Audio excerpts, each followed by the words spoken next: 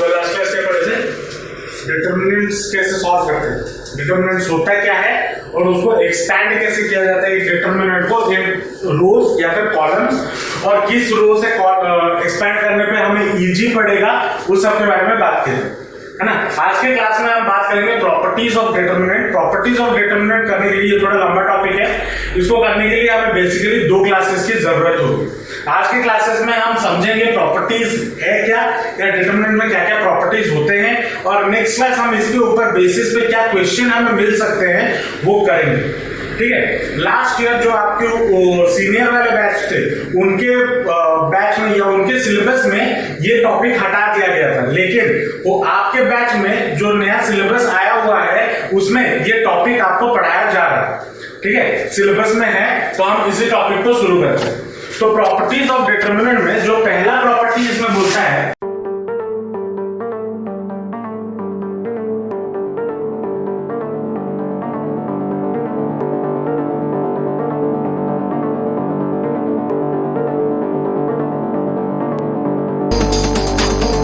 अगर मान लो आपके पास कोई एक डिटरमिनेंट है या मान लो ए एक डिटरमिनेंट है, ठीक है। अब डिटरमिनेंट क्या होता है, जनरली 3x3 मैट्रिक्स होता है जिसका वैल्यू हम निकाल सकते हैं, उसको ही तो डिटरमिनेंट बोलते हैं। अब अगर मैं इसका ट्रांसपोज कर दूं, मतलब मान लो आपके पास एक डिटरमिनेंट कैलकुलेट करने के लिए बोला 1 2 3 5 9 8 10 11 40, ठीक है। मान लो ये आपको ये डिटरमिनेंट गिवन, ठीक है। इसका अगर मैं ट्रांसपोज कर दूं, ए का ट्रांसपोज कर दूं, ए का ट्रांसपोज अगर करूं तो मुझे कितना मिलेगा, A transpose will be equal to,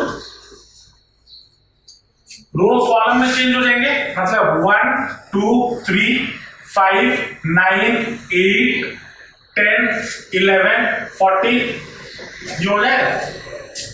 तो अगर मैं रोज को कॉलम में चेंज कर देता हूं या फिर कॉलम को रोज में चेंज कर देता हूं, देन जो डिटरमिनेंट होगा A determinant will be equal to A transpose का डिटरमिनेंट, ये उनका वैल्यू सेम होगा। आप चाहो तो सॉल्व करके चेक कर सकते हो, ठीक है। चाहे किसी रो से या किसी कॉलम से एक्सपैंड कर लो, आप उसका जो डिटरमिनेंट वैल्यू मिलेगा वो क्या मिलेगा, सेम मिलेगा।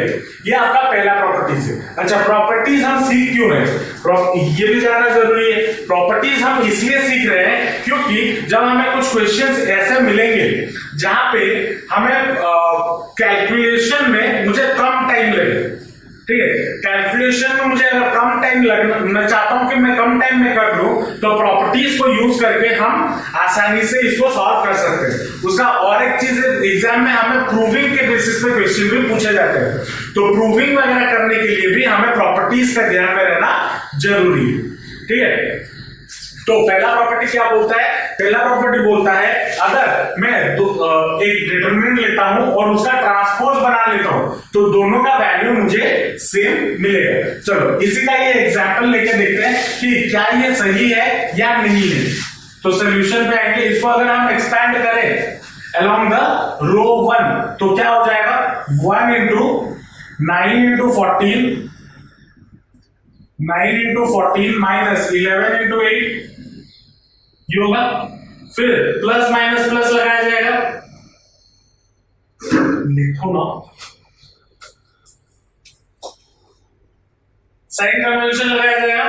तो साइन कन्वेंशन में क्या होगा, यहां पे माइनस इसके सामने, तो -2 इंटू ये रो बंद और ये कॉलम बंद, तो 5 into 14 माइनस 10 into 8 फिर plus 3 into 5 into 11 minus 10 into 9। इसको अगर सॉल्व करते हैं तो क्या आ जाएगा, तो इसको अगर हम सॉल्व करेंगे यहाँ पे इसको अगर आप एक्सपैंड करते हो, ए को एक्सपैंड करते हो और ए ट्रांसपोज को एक्सपैंड करते हो, ठीक है, तो इसका आंसर आपको कितना मिलेगा, -47, और यहाँ पे भी -47 मिल गए। तो यहां से हमें क्या पता चलता है कि जो ए ट्रांसपोज ए का determinant is equal to A transpose का डिटरमिनेंट होगा, ठीक है। ये इसका पहला प्रॉपर्टी, ठीक है। उसके बाद इसका जो नेक्स्ट प्रॉपर्टी आता है मान लो जैसे जो नेक्स्ट प्रॉपर्टी है, क्या अगर मान लो मेरे पास एक डिटरमिनेंट है ए जो कि है 0 1 1 1 4 5 5 0 6, ठीक है। मान लो ये हमारा एक डिटरमिनेंट है, ठीक है। ये इस डिटरमिनेंट में मैं अगर किसी रो या किसी कॉलम को चेंज करती हूं, किसी रो को या फिर किसी कॉलम को चेंज करती हूं, मतलब अगर मैं R1 को चेंज कर दूं R2 के साथ, तो अगर चेंज करता हूं तो मुझे क्या मिलेगा? अगर मैं ये चेंज करता हूं तो मुझे क्या मिलेगा? रो 1 को चेंज कर दूंगा रो 2 के साथ, मतलब ये ऊपर चला जाएगा, ये नीचे आ जाएगा, तो क्या हो जाएगा 1 4 5 0 1 1 5 0 6। मान लो लेट से ये बी हो गया, बी का डिटरमिनेंट। अब जब मैं किसी रो में चेंज करता हूं या फिर और मैं अगर किसी कॉलम में चेंज करता हूं, मतलब मैं अगर C1 को चेंज कर देता हूं C2 में, C1 को चेंज कर देता हूं C2 में, तो क्या हो जाएगा 1 4 0 0 1 5 1 5 6, ये होगा या नहीं होगा? अगर मैं इधर इधर रो में चेंज कर रहा हूं या फिर इसको इधर कॉलम में चेंज कर रहा हूं, अगर रो या कॉलम में चेंज करता हूं तो जो भी मुझे रिजल्टेंट मिलेगा, जो भी मुझे रिजल्टेंट मिलेगा दैट विल बी कितना? नेगेटिव ऑफ ए का डिटरमिनेंट, नेगेटिव ऑफ ए का डिटरमिनेंट, ठीक है। देख लेते हैं, अगर मान लो मैं इसका ए का डिटरमिनेंट वैल्यू निकालूं, ए का डिटरमिनेंट कितना हो जाएगा? अगर मैं रो 1 से एक्सपेंड करूं तो 0, तो ये फर्स्ट टर्म पूरा 0 हो गया, 1 इंटू माइनस 1 इंटू ये 1 और ये 1 6 माइनस 25, फिर प्लस ये 1 और ये 1 0 माइनस 20, 1 इंटू 0 माइनस 20, तो that will be equal to कितना हो जाएगा?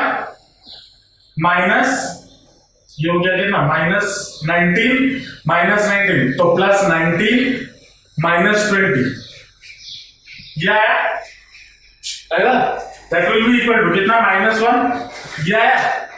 अब अगर मैं इस डिटरमिनेंट का वैल्यू निकालूं, इस डिटरमिनेंट का वैल्यू निकालूं, क्या मुझे मिलता है वो चेक करते हैं। चलो रो 1 से एक्सपेंड करें या किसी और रो से करें? सेकेंड रो से, क्योंकि 0 यहां पे है, तो 0 अगर है तो ये वाला टर्म क्या हो जाए? इसको अगर एक्सपेंड करते हैं तो ये हो गया 0, तो अब साइन कन्वेंशन क्या होगा? Minus plus minus, sign convention होता है ना माइनस प्लस माइनस, तो 1 के सामने 1 इंटू 1 के सामने प्लस ये 1 और ये 1 इंटू 6 6 माइनस 25, ये होगा। फिर ये -1 इंटू ये 1 और ये 1, सॉरी ये 1 और ये 1 है ना, ये 1 और ये 1 इंटू 0 0 माइनस 20, जो होगा। इसको सॉल्व करेंगे तो कितना आएगा? -19 plus 20 which is equal to कितना आ गया? 1 आ गया। अब यहाँ पे डिटरमिनेंट ए का डिटरमिनेंट उसका वैल्यू कितना है? -1। यहाँ पे इसका अगर मैं जब चेंज कर रहा हूं रो या कॉलम का, उसका वैल्यू कितना है? 1। मतलब सामने बस किस चीज का फर्क है? साइन का फर्क है, नेगेटिव साइन का फर्क है। तो ये जो सेकेंड प्रॉपर्टी है इसको मैं स्टेटमेंट वाइज थोड़ा लिख लो, तो जब कॉपी पढ़ोगे तो याद आएगा। तो जो नेक्स्ट प्रॉपर्टी है वो क्या बोलता है? इफ एनी 2 रोज और columns of A matrix is interchange, मतलब यहां पे अगर मैं रो को या फिर कॉलम्स को इंटरचेंज कर देता हूं, then their determinant differs by a negative sign. जो उनका डिटरमिनेंट का वैल्यू होगा वो क्या हो जाएगा? नेगेटिव साइन से डिफर कर जाएगा। मतलब अगर यहां पे 1 आता तो यहां पे क्या आ जाता? -1, और एज बिकॉज यहां पे -1 आ रहा है तो माइनस ऑफ -1 क्या हो जाता है? 1 हो जाता है, तो यहाँ पे 1 है। समझ में आया सेकंड प्रॉपर्टी? थर्ड प्रॉपर्टी पढ़ना। थर्ड प्रॉपर्टी क्या है? अगर मान लो आपके पास एक डिटरमिनेंट कुछ ऐसा है 1 2 3 1 2 3 5 6 7 ऐसा, ठीक? या फिर और मान लो बी आपको एक डिटरमिनेंट गिवन है जिसमें ये गिवन है 5 6 7 5 6 7 9 8 9, मान लो ये डिटरमिनेंट गिवन है। तो इनका जो वैल्यू होगा ना, ए का वैल्यू हो या इस डिटरमिनेंट का वैल्यू हो या फिर इस डिटरमिनेंट का वैल्यू हो, इनका जो वैल्यू होगा वो क्या होगा, 0 के बराबर होगा। ठीक है, इनका वैल्यू क्या होगा, 0 होगा। अब पूछा कि कैसे? सर देखो, अगर कोई भी रो या कोई भी कॉलम अगर आइडेंटिकल हो जाते हैं तो उनका जो वैल्यू होता है अब 0 होता है। अब कभी कभी एग्जाम में आपको प्रूफ भी करने के लिए बोल देता है, प्रूफ दैट कि अगर 2 रो या 2 कॉलम आइडेंटिकल होते हैं तो उनका वैल्यू 0 है। अब उसको प्रूफ करने का भी एक तरीका है जो हम नेक्स्ट इसके बाद वाले या 1-2 प्रॉपर्टीज में ही सीखेंगे। हम दूसरा प्रॉपर्टी को यूज करके ये वाला प्रॉपर्टी को प्रूफ करेंगे। ठीक है, अब उसको उससे अच्छा और एक आसान तरीका भी। क्या आसान तरीका है? अब देखो, हमें क्या पता है, अगर ये ए डिटरमिनेंट है, अगर मैं कोई भी रो या कोई भी कॉलम को इंटरचेंज करता हूं तो उनके वैल्यू में क्या फर्क आ जाता है, एक नेगेटिव साइन का फर्क आ जाता है। तो अगर मैं इसमें एक वही प्रॉपर्टी लगा दूं, मान लो रो 1 को मैंने इंटरचेंज कर दिया रो 3 के साथ या फिर रो 2 के साथ, अगर मैंने चेंज कर दिया तो मुझे रिजल्टेंट क्या मिलेगा, नेक्स्ट क्या मिलेगा, 1 2 3 1 2 3 5, सॉरी इधर कॉलम, अगर कॉलम 1 को कॉलम 2 के साथ स्विच कर दे, ठीक है, तो क्या हो जाएगा, यही 5 6 7 ये आएगा। मतलब इन दोनों कॉलम्स में मैंने इंटरचेंज कर दिया, तो इसका जो वैल्यू है और इसका जो वैल्यू है क्या है, वही ए का डिटरमिनेंट सेम है। तो अब प्रॉपर्टी से हमें क्या पता है कि ए का determinant should be equal to minus A का डिटरमिनेंट, ये होना चाहिए प्रॉपर्टी के हिसाब से।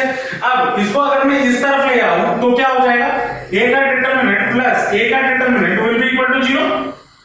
और ये दोनों एक रियल वैल्यूज है ना, डिटरमिनेंट बेसिकली रियल वैल्यूज ही तो होते हैं, तो that will be 2 of determinant of A will be equal to 0। अब इस 2 को उस तरफ ले जाओ तो ए का डिटरमिनेंट मुझे कितना मिल गया, 0 मिल गया। तो अगर 2 रो या 2 कॉलम अगर हमारा क्या होते हैं, आइडेंटिकल होते हैं, तो उनका वैल्यू 0 आ गया। इसको मैंने क्या कैसे प्रूफ किया, बाय यूजिंग प्रॉपर्टी नंबर 2, इसके पहले वाला प्रॉपर्टी यूज करके। ये भी कभी-कभी जनरली क्वेश्चन पूछ लेते हैं। तो जो थर्ड प्रॉपर्टी है वो क्या है, इफ एनी टू रो और कॉलम आर आइडेंटिकल,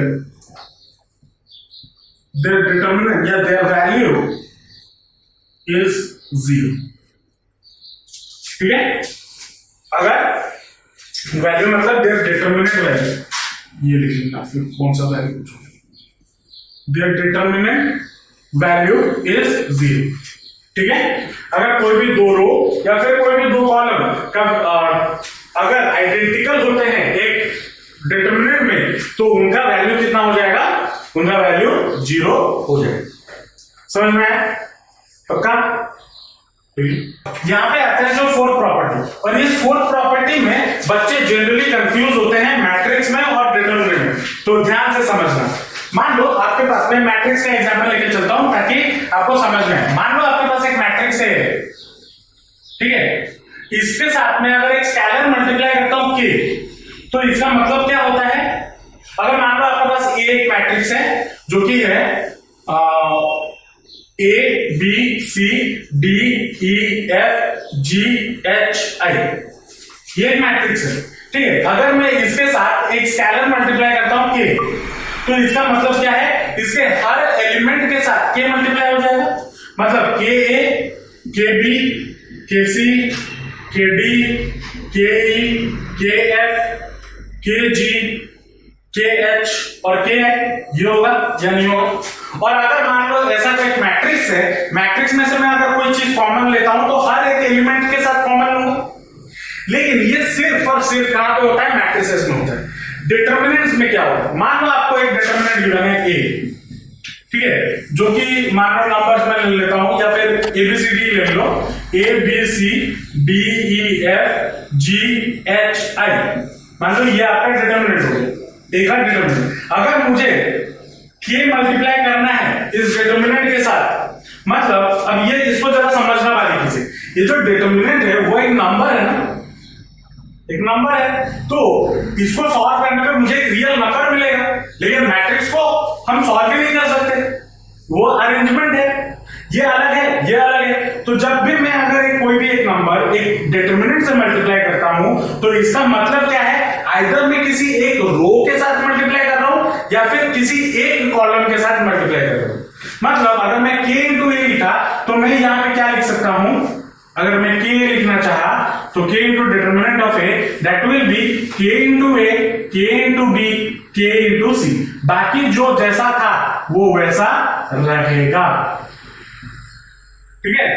अब अगर बोलोगे सर मैं इसके साथ भी k मल्टीप्लाई करना चाहूंगा, करो।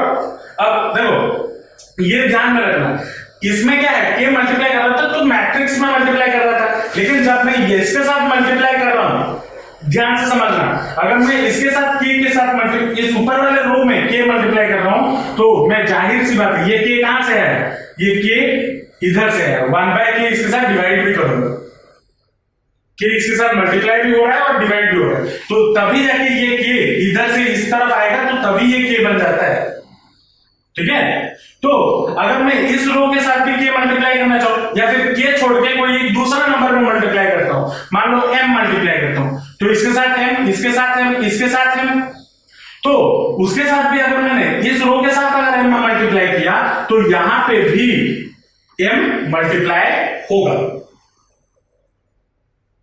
समझ आ रहा है या नहीं? अगर मान लो इसके साथ n मल्टीप्लाई करना चाहो तो n, तो इसके साथ भी n मल्टीप्लाई होगा। और अगर आप हर एलिमेंट के साथ k मल्टीप्लाई करते हो, अगर हर एलिमेंट के साथ k मल्टीप्लाई करते हो, मान लो ka, kb, kc, kd, ke, kf, kg, kh, kh, अगर मैं सबके साथ मल्टीप्लाई करता हूं तो इधर क्या हो जाएगा, एक डिटर्मिनेंट के साथ k क्यूब मल्टीप्लाई,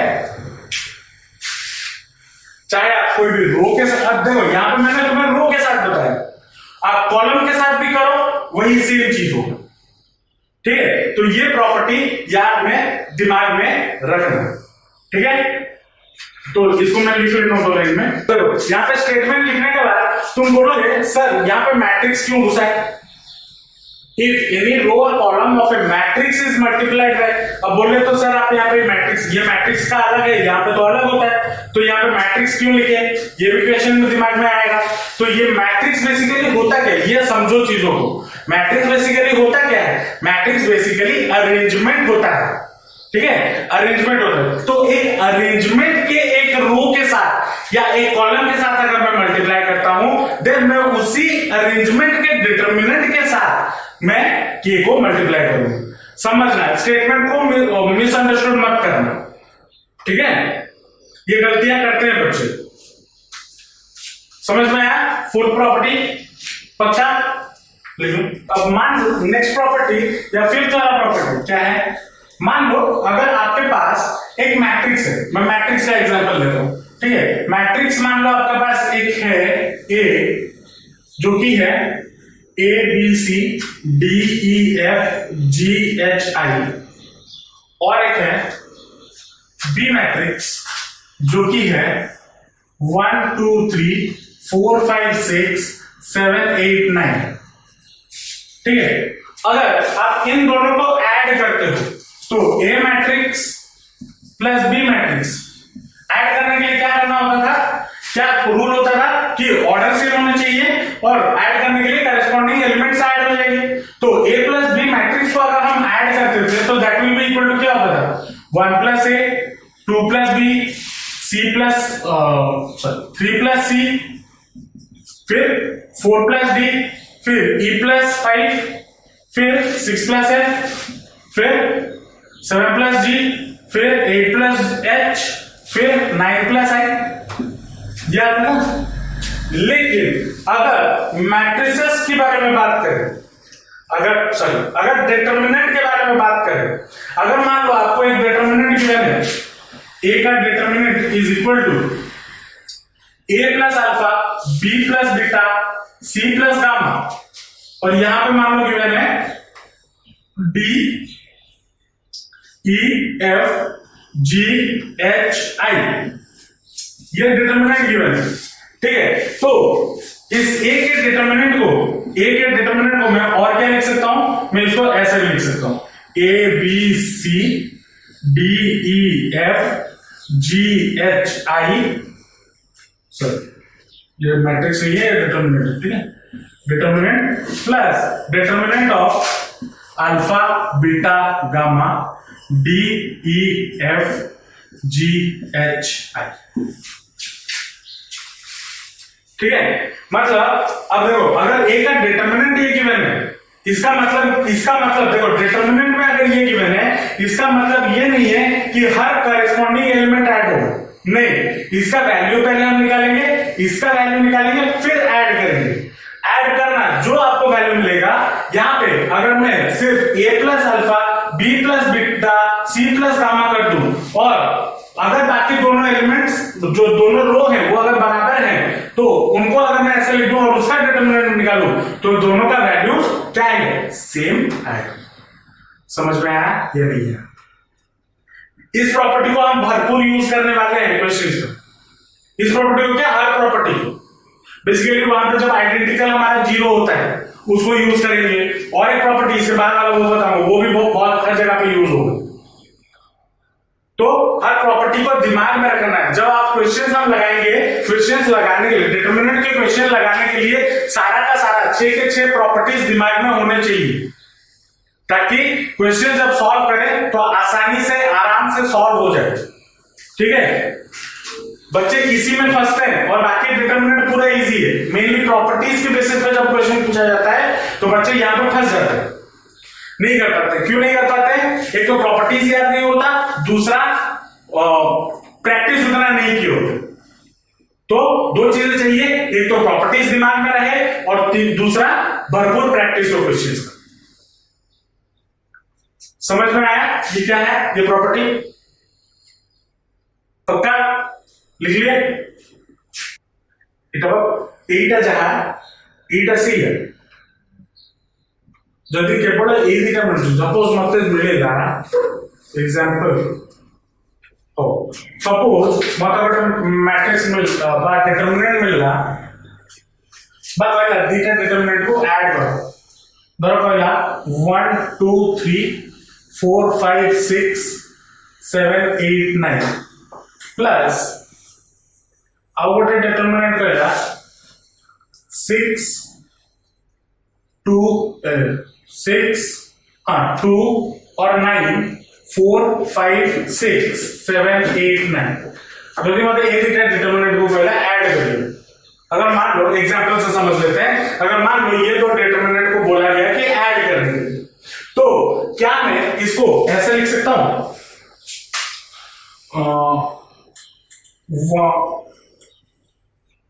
ये दो, अब देखो 4 5 6, यहाँ पे भी 4 5 6 है, यहाँ पे भी 7 8 9, यहाँ पे भी 7 8 9 है।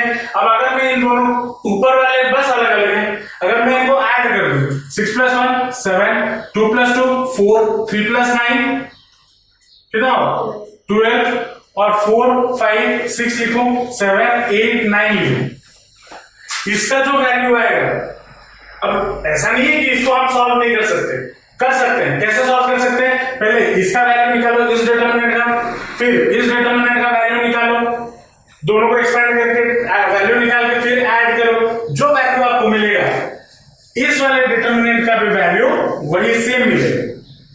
तो ये आसानी कर देता है ना, यहाँ पे हमें दो बार एक्सपेंड करना पड़ता था, यहाँ पे इसको सॉल्व कर लेंगे तो एक बार एक्सपेंड करके आंसर आ जाएगा। समझ रहे हो? नेक्स्ट जो छठा प्रॉपर्टी है, ये सबसे इंपॉर्टेंट प्रॉपर्टी है, इसको याद रखना। मान लो आपके पास एक डिटरमिनेंट गिवन है 1 2 3 4 5 6 7 8 9, ठीक है, इसका डिटरमिनेंट आपको निकालना है, एक का डिटरमिनेंट।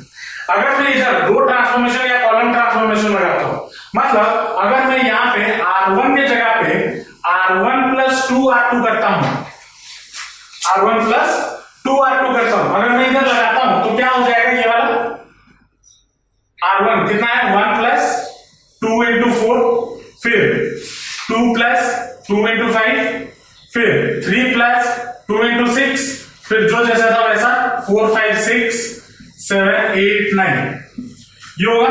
इसको अगर सॉल्व करेंगे तो 8 प्लस 1 9, 10 प्लस 2 12, 12 प्लस 3 15, 4 5 6 7 8 9। इसका जो वैल्यू होगा, इस डिटरमिनेंट का जो वैल्यू होगा और इस डिटरमिनेंट का जो वैल्यू होगा वो दोनों सेम होगा। ठीक है, अगर आप रो ट्रांसफॉर्मेशन लगाते हो तो होगा।